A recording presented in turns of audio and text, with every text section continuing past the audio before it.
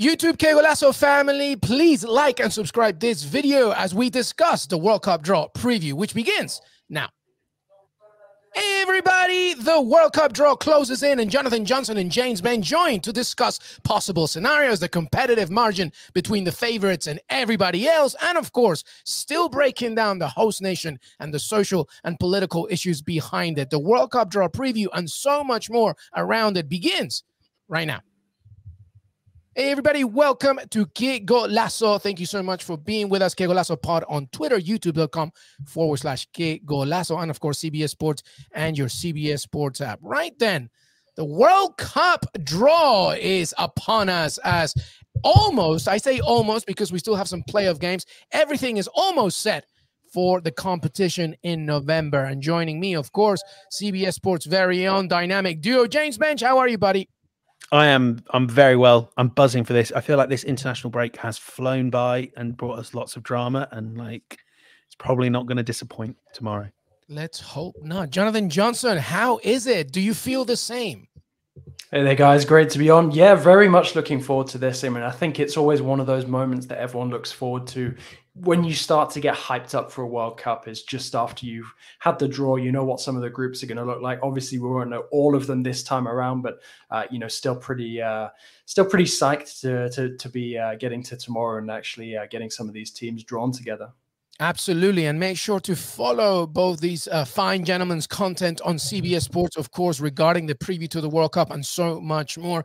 Before we begin and get into the nitty gritty of the teams and the pots and the draw, et cetera, we do have to obviously discuss pretty much the most important thing, right? We tape as there have been obviously pre-draw meetings and events from FIFA in Qatar, Gianni Infantino, of course, speaking, and many others, you know, answering questions from journalists from all over the world. We can't take away, James Bench, the fact that there has been a massive controversy surrounding the fact that this World Cup is in Qatar. Where do you think we stand right now as we get the draw going? And I guess from now until November. I suppose it's just our responsibility every time we kind of come to talk about the World Cup, which I have no doubt will be in footballing terms a fantastic tournament, just to remind ourselves how we got here.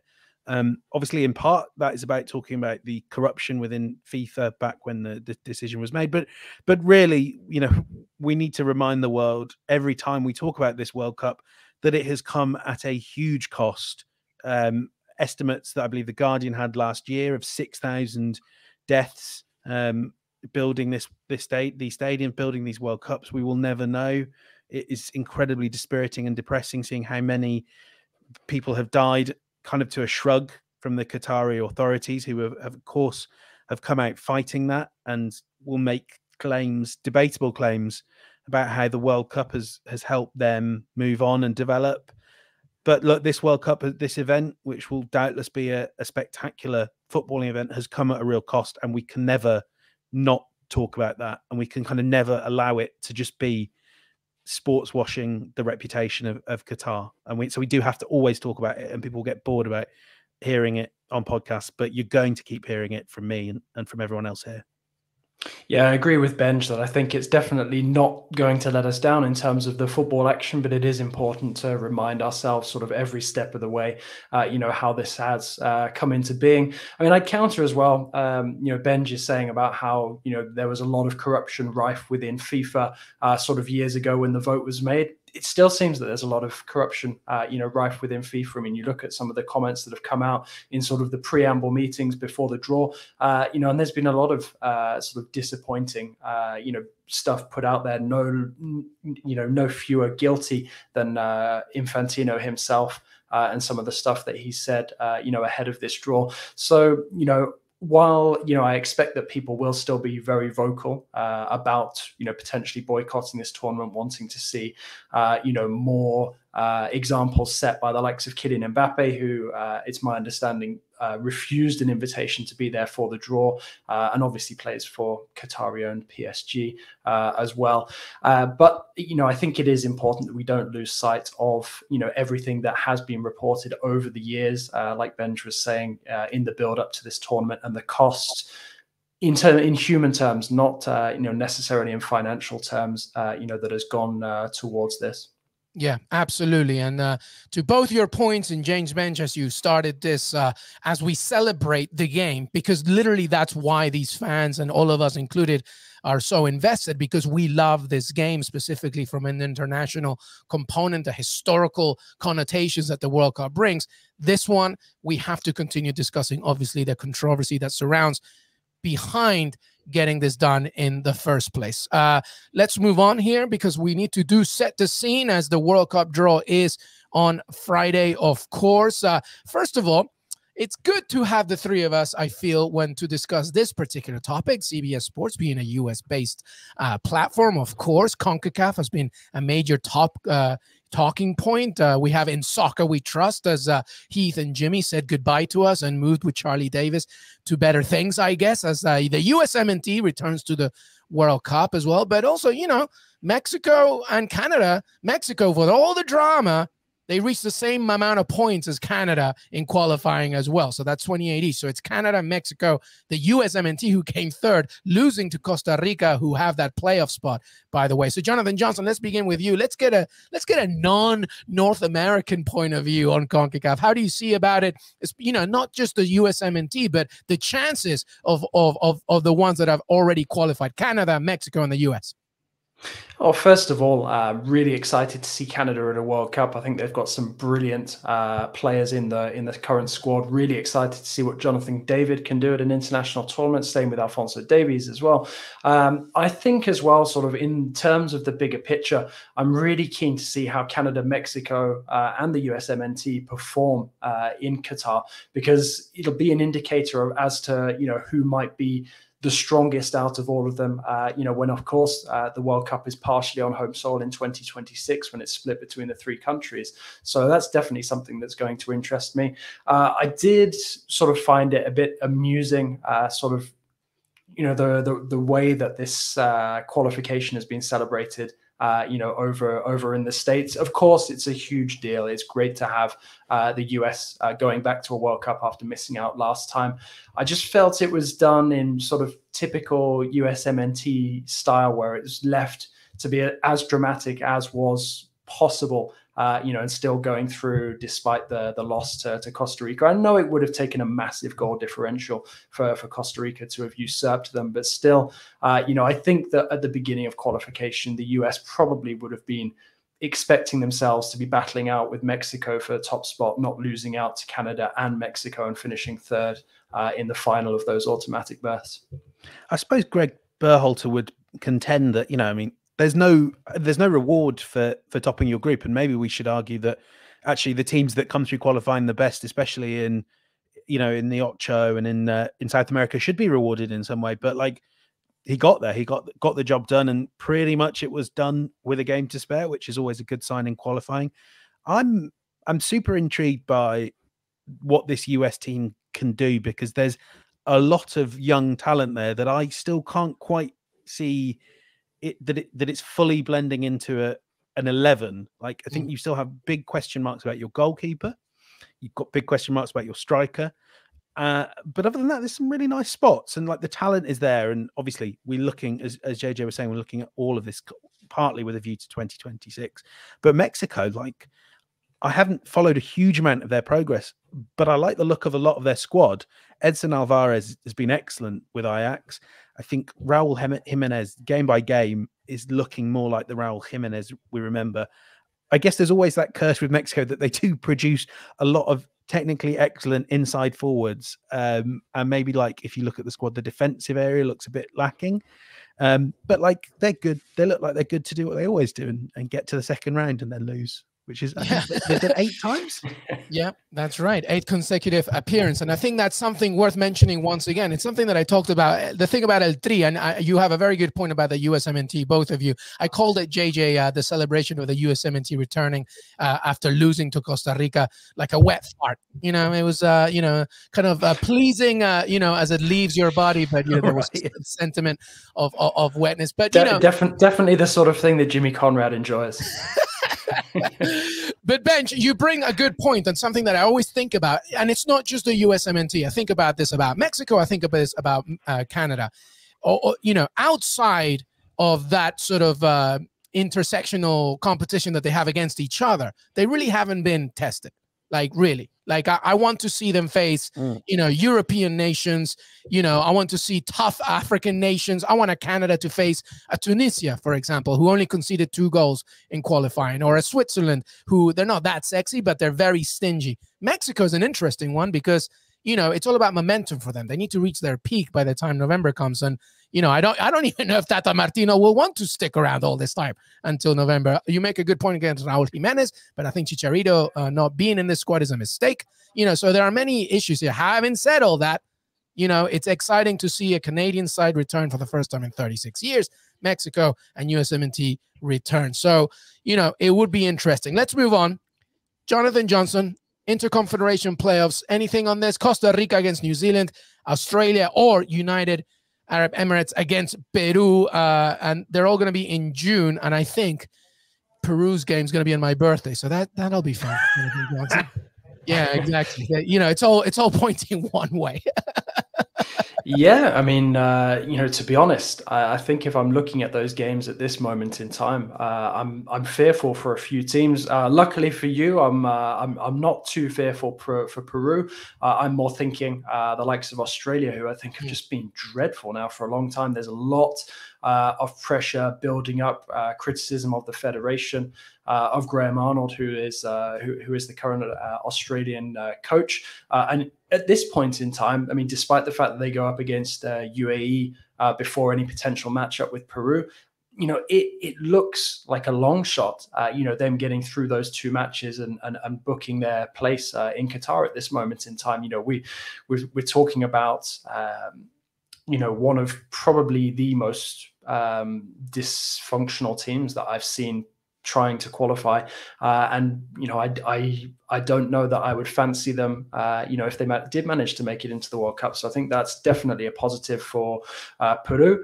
And obviously we've spoken at length about the Wales, Scotland, Ukraine path from UEFA, which remains to be resolved. So it's really now a question of knowing what happens there, if Ukraine are going to be able to play, and if they are, who makes it through out of the 3 of them. But for me, I think the one that's probably the most predictable at this moment in time is that potential matchup between Australia and Peru, because I'd expect Australia to get past UAE, and I'd also fancy Costa Rica just about over New Zealand as well. Yeah, the koala bears against Paddington Bear, isn't it? That's what I'm hyped for. So Australia. So it's very interesting. We've had this big conversation. Leonardo Bonucci has brought it up about how, relatively tough every continent's qualification is.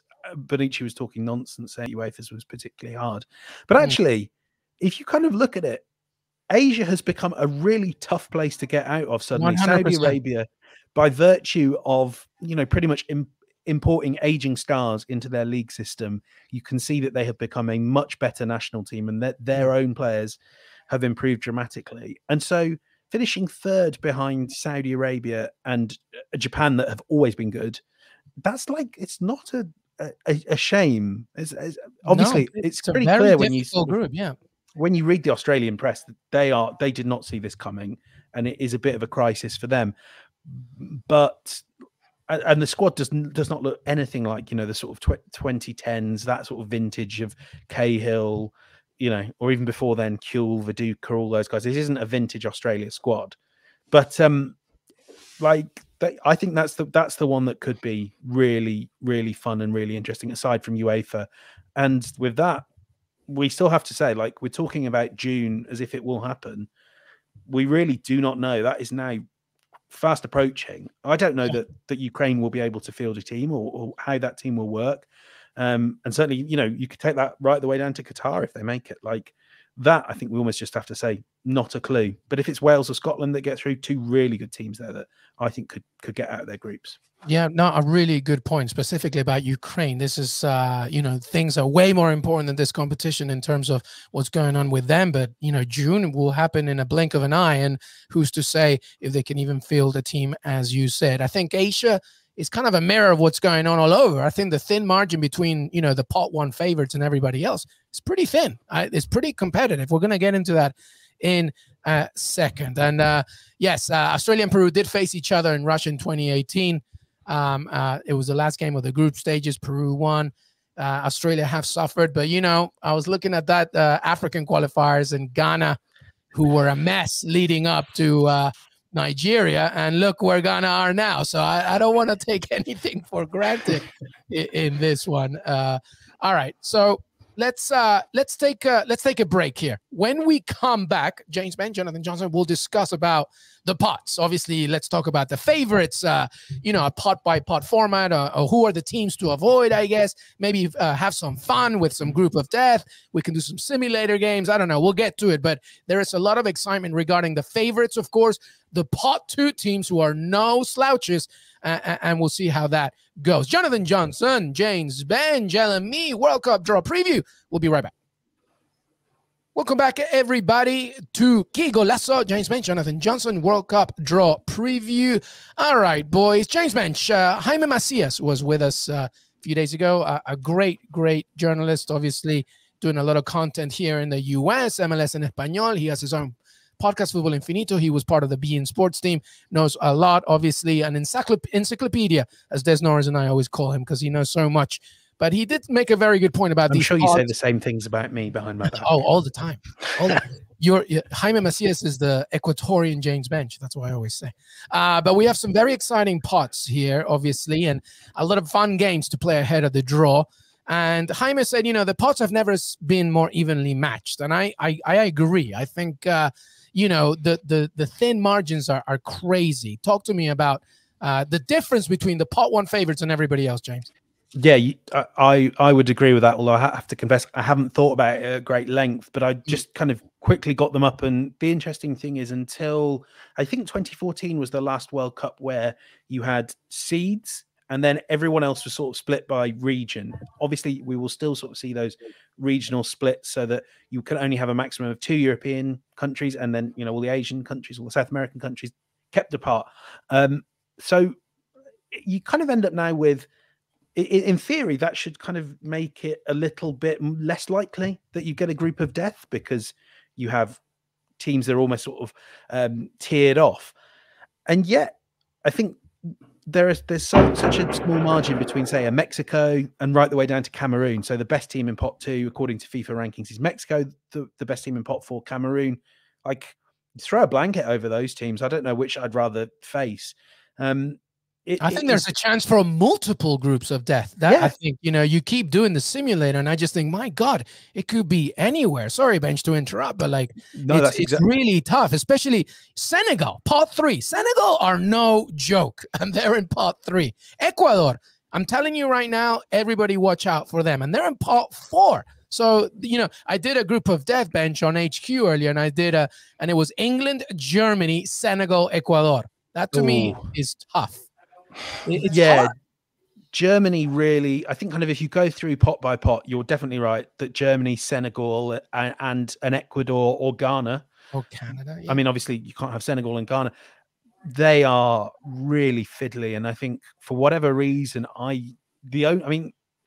let's call a spade a spade. They may not lose all their games, but the whipping boys in pot 1, the team that everyone will be begging to draw, is seeded Qatar. So if you are England, you don't have.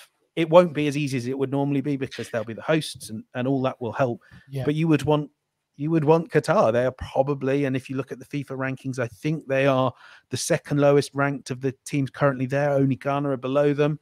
And Ghana, it's just a bit weird. I think AFCON had a big impact on their rankings. So there is nothing. I mean, I don't know why specifically this tournament, but there's nothing but good teams in this draw. I'd contend that people will be quite happy to draw. Well, people in the pot 2, 3, and 4 will be quite happy to come up against a team like Portugal. And I've spoken at length already about how lucky I think Portugal are to be at the World Cup. They're even luckier to still be, one of the top seeds. I think that, Portugal have the potential to make one of these a group of death, because you look at some of those teams in pot 2 and they're very, very formidable opponents. Germany, when it comes to a big international tournament, yes, I know last time out when they were defending champions, they underwhelmed, but Germany at a World Cup, never underestimate them. We've spoken about the Swiss already. LME mentioned them. Croatia as well, when it comes to a big international tournament, usually turn it on. Denmark as well, obviously the heroes of Euro 2020. There's so much quality in that second pot, and I'd argue that there are some candidates who, can perhaps feel aggrieved that they weren't put in the top pot. I mean, we always knew with Qatar being hosts that there was going to be at least one nation that the majority of teams will fancy going up against in this World Cup, despite the fact that they're hosts. But then you look into that third pot as well, and there are some very, very tasty potential matchups there. Yeah, so Des Norris, sorry, Bench, before you jump in, Des Norris, shout out the pots again, because let's play a fun game, Bench, here. Pick a team from each pot that you just don't want. Like, you just don't want them. Don't want them from an England point of view, or I don't want any from an England point of view. Can we just go straight to the final? Well, I guess if you're a neutral, right? So let's say, for me, right? If I'm Peruvian and Peru hopefully makes it in, right? We'll be in pot 4, so I can look ahead to pot 1, pot 2, pot 3. I don't want Brazil. First of all, I know them, and they do very well outside of Europe in a World Cup situation. Chiche's last campaign in a World Cup, they've achieved the most record points in South America. I don't want England. They haven't lost a qualifier. They've got a depth of time. I don't want France, but then Spain. And then I go to pot 2. And then I see the equally amount of tough games. The Netherlands, who knows what they'll do. And on the third one, I think that somebody like Serbia should not be underestimated. We've mentioned Senegal, of course, Japan, but Tunisia are very stingy from an international perspective. And then finally, Canada and Cameroon. So, Bench, give me some teams that you really don't want. If you're just I guess if you're England, you can do that. Yeah, if you're, England, who do you not want if you're England? So I think kind of looking down in pot 2, I'm immediately taken by 2 in particular of the European teams in Germany, just because I think there is a particular English neuroses that even Euro 2020 didn't banish, and Croatia alongside them. I know that they made it pretty hard for themselves, but Uruguay, particularly because then in pot 3, I really don't want Serbia. If there's a way you cannot get that team, that would be great. Serbia, Senegal, tough. Japan as well, I don't think.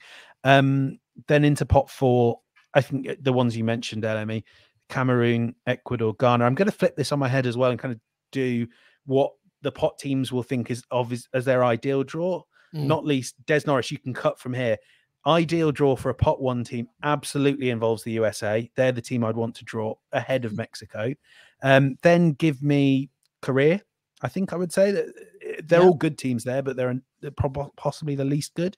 And reliant on specific individuals. That's always how I see it in the World Cup as well. I mean, South Korea are a very good team, but you take away some key players and you can maybe break them down. Keep going. And then, I mean, I hate to say it, LME, but Peru or whoever knocks them out will kind of be the team everyone wants. Yeah. And yeah, that's my dream draw if I'm England. Is England, USA, Korea, Peru. England, Peru in the same group is going to kill me. It's going to just to make you suffer. Yeah, I know. Jonathan Johnson. Yeah, for me, I mean, I guess I'm doing this from a French point of view. There's a few teams to be wary of in pot 2. I mean, especially given that France have started to look a bit flakier, over the last few months. I mean, basically since they won the World Cup in 2018, and obviously we know all about that well-known phenomenon that is the defending champions of the World Cup struggling and often going out in the group stage. Now, for me, I mean, I think it would be pretty harsh on neutrals if France draw Croatia again, given that they're going to play each other twice in the summer in the UEFA Nations League. Yeah. So I don't think we need a repeat of that. I mean, Uruguay, there's always a little bit of beef there. We saw that at the 2018 World Cup as France made their way towards, their ultimate triumph. I mean, I think if you're going to pick a team that's potentially favorable towards them, I'd go for a USMNT or a Mexico. I think France would fancy themselves against either one of those two. I think as well, when you're looking in pot 3, Senegal could be very tasty. I don't think France would necessarily fancy that. I think perhaps in Iran, a Korea again, a good shout, but Tunisia as well. That would also be, pretty intense. Morocco as well. I mean, given the makeup of France's population, that's 3 potential major rivalry games that could come into being. So I think I'd go for, if France wants an easy route or an easier route to the latter stages, like looking at an Iran, or a Korea. And then again, pot 4, Cameroon, another potential rival match. I'm wary of saying Saudi Arabia are potentially the team that you'd want to pick at this moment in time. It could be annoying. Yeah. I mean, I guess I'd go for an Ecuador. I'm not going to do you the disservice, LME, of saying that the Peru would be the easy draw. I mean, I do hope that it's ultimately Peru getting into pot 4, but for me, I think Canada definitely have wildcard potential given some of their quality elements. And I don't want France again. I'm telling you that right now. Cameroon suddenly with a new coach as well. So for me, I think I'd pick an Ecuador there. James Bench, by the way, Ecuador, they're the NBA's Memphis Grizzlies. They're the soccer version of Memphis Grizzlies. They are young. They don't give up about you, and they just keep going. On their day, they could be very, very scary. On their day, though, because they go the other way as well. Let's do this for a second. What's the mood around your teams? Obviously, both, James, you're based in England, English, of course. What's the mood around England? It's usually pretty relaxed at this moment, is it not? Or how do you see it? Yeah, it is pretty relaxed, and there's a degree of confidence that England tend to have, whatever the circumstances, this far out from a World Cup, because they are experts at qualifying. But this time, at least that confidence feels earned. They are clearly on the right trajectory, and the past less than a year since the Euro 2020 final in 2021 has seen their players progress further. I think this is going to be a much better team even than the one that got to the final. I think we've seen Saka, Foden all take leap. Saka, Foden, the centre backs, Jude Bellingham right now kind of looks like the answer in midfield, along with Declan Rice. This team looks really good, and I think the challenge for Southgate now is a little bit different. It's about keeping those expectations in check whilst also harnessing the belief and the delight and the optimism that this nation has provided. The other thing to mention very quickly is this whole Harry Maguire situation, booing him. It was only a few fans, but booing him at Wembley in their last game. You saw how Southgate really looked to stamp down on that quickly, and I'm sure he will do that with any other players that get grief, because the likes of Maguire, Pickford, they're not playing that well at club level at the moment, but they have continually delivered for England. And that's a good place to be in, that you can supplement that with a player like Aaron Ramsdale and let those two compete. You've got one player that is in great club form and another that delivers for England. So it's really good. And that is worrying me, LME. That is stressing me out. Before I jump in on France, I've got 2 questions. I mean, I would phrase them as like $1 million questions, but I guess they'll be like 500K each. One is this when football finally comes home for England? And 2, when is it socially acceptable to start playing football's coming home, like blaring it out over the airwaves? It's got to be mid-October, hasn't it? There's no such thing as too soon, though. When the flags get broken out as well. It's going to be after the summer. Like whatever. I mean, it's, if you kind of sit down and say who might win the World Cup, I think you would do well to name more than 4 teams that you would put ahead of England. So ahead of England, okay. Who's that? I think you maybe have a top 4. Like, I'm just about to start writing out our power rankings, and then we'll adjust them based on the group. But I think you have Brazil, France. Then I would have England. I think with Argentina. And there's a tier of 4 that I think should be disappointed if they don't reach the final, win the World Cup, or at the very least the semi-finals. Then I think everyone else is a level below, even Spain, even an improving Germany, Belgium, all those. I think England are for once, not due to some blind British optimism, genuinely, they belong in the top tier of favourites. No, I think that's a very good. I think I go exactly what you just said. And Argentina, by the way, haven't lost a game in 31 matches, albeit they've played the majority of them against non-Europeans. So we have to see with that. But they don't rely on Messi anymore, and that makes it very, very scary. JJ, a good question. What say you? Well, first of all, when is it socially acceptable to play It's Coming Home, do you think? For me, no, I agree. I agree with Benj. It's going to have to be, just sort of in the month, the build up to it. But given that we're going to have a World Cup that comes after the summer, who knows? Perhaps it's going to be a feel good summertime hit. No, but moving on to. Oh, before you move on, it's going to be. I think we're going to have a lot of remixes. That's what's going to happen in the summer. When are they?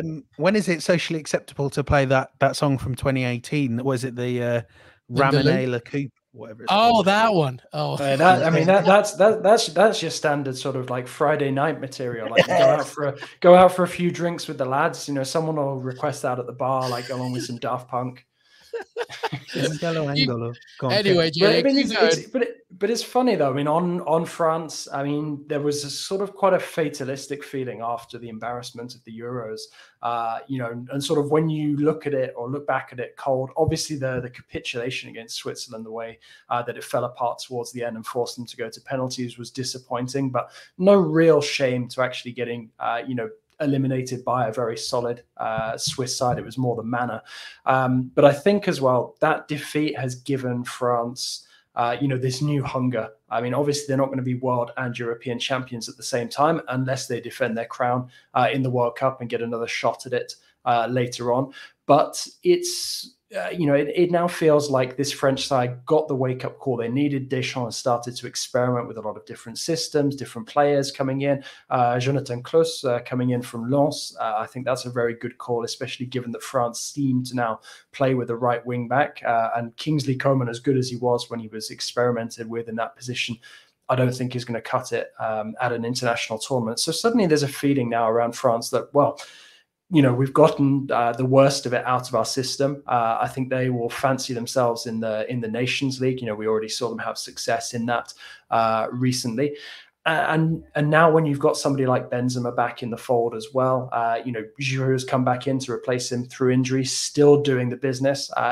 There's a lot of reasons, to be optimistic for France. And it feels like the question of ego has now slightly died down a little bit, because obviously that was something that threatened to derail them at the Euros when they finally brought Benzema back in after years in the cold.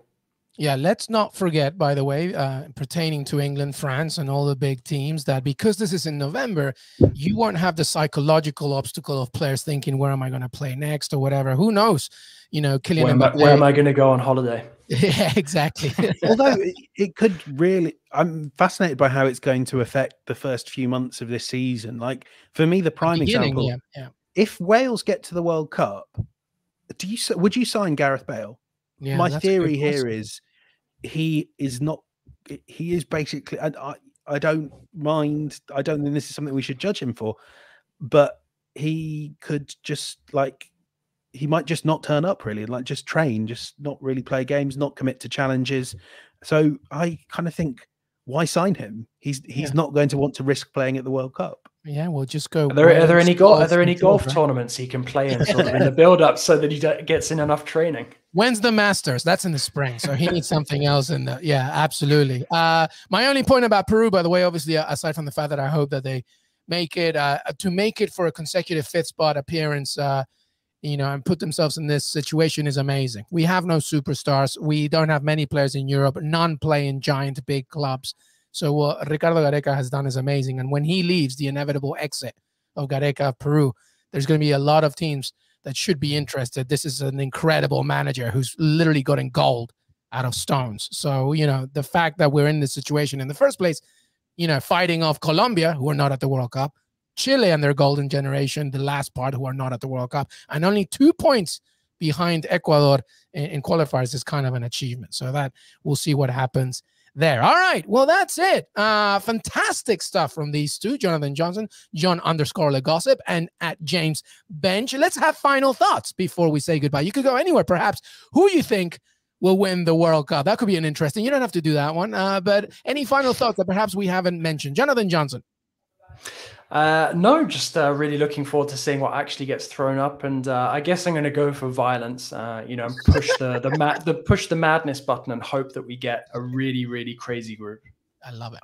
I am going to, unlike cowardly Jonathan Johnson, I am going to stick my head above the parapet and say that I think Argentina are going to win the World Cup because it's messy and it's written in the stars. And for a winner, I'm gonna back France. There you go. Excellent. I love it. And then I think that Zidane will come in with the goal of winning the Euros. That would be fantastic. I'm going to go with Brazil winning the World Cup. I think they are due one, and Chiche's last World Cup, I feel they'll be up for it. Kind of like what James Bench is doing when he chose Duke to win March Madness, which is kind of looking very good these days, I feel, James Bench. Sometimes you just click the button mark narrative and I was checking our brackets the other day. I think I'm like top 10 or something. I'm telling you, man. I think if you win, I think you might win the whole thing, James Bench. I'm telling you. Final four, here I come. Unbelievable. But anyway, so happy to have these two, Jonathan Johnson, James Bench. Follow all their content on CBS Sports. They'll also be obviously covering the entire draw and reacting to it, etc., etc. Jonathan Johnson actually wrote a great preview ahead of the draw as well, so make sure you check that out. And of course, domestic club competition returns this weekend, so we'll make sure to give you a lot of action next week, and the Champions League as well. There's a lot going on. Of course, this game never stops. James Bench, thank you so much, my friend. Thank you. JJ, always appreciate you. Cheers, guys. Always a pleasure. Thank you, everybody. Qué Golazo Pod on Twitter, cbssports.com, your CBS Sports app, and of course, wherever you listen to your pods, and youtube.com/Qué Golazo. Like and subscribe. Thank you so much. We'll see you next time.